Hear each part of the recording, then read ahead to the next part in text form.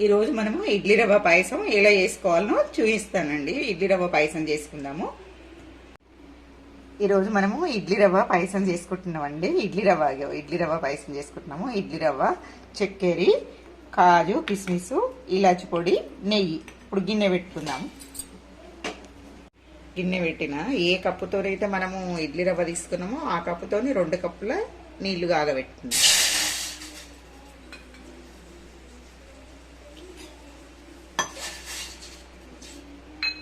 నీళ్ళు కాగినాయండి, దించుకుందాము. ఇప్పుడు దించుకొని వేరే గిన్నె. ఇప్పుడు మళ్ళీ గిన్నె పెట్టుకున్నాము. కొంచెం సిమ్లో పెడదాం.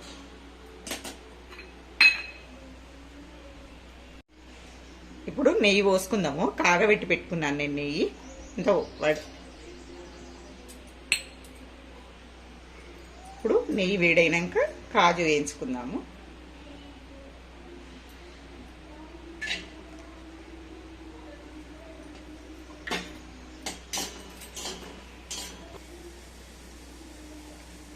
ఇప్పుడు పలుకులు వేగిపోయినాయండి, తీసుకుందాము. వేరే గిన్నెలకు తీసుకుందాము.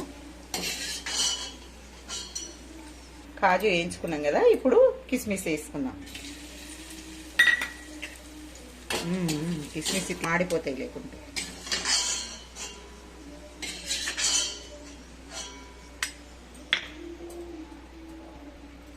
ఇప్పుడు ఇందులోనే ఈ నెయ్యిలోనే ఇడ్లీ రవ్వ పోసుకుందాం.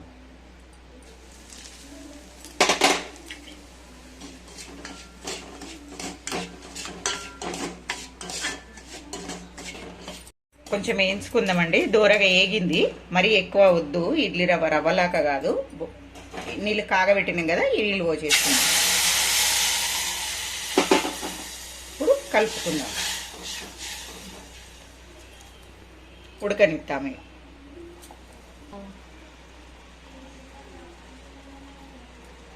ఇప్పుడు 2 కప్పుల పాలు పోసుకుందాం. మనం 2 కప్పుల నీళ్ళు పోసుకున్నాం కదా, ఇప్పుడు 2 కప్పుల పాలు.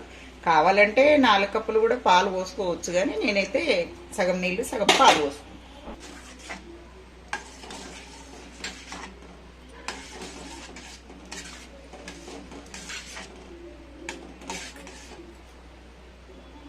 ఇప్పుడు 1 కప్పు చక్కెర. మీరు ఎక్కువ తింటామనుకుంటే ఎక్కువ వేసుకోవచ్చు.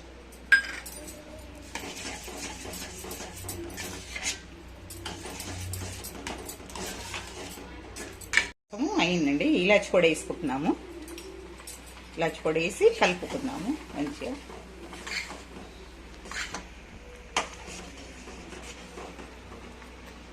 స్టవ్ బంద్ చేసుకుందాము.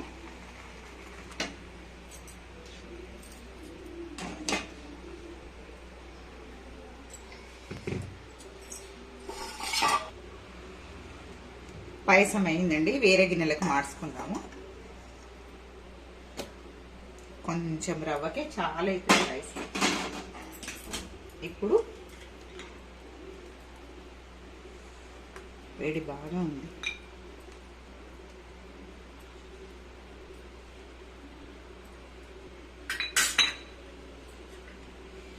వేడి వేడి ఇడ్లీ రవ్వ పాయసం రెడీ.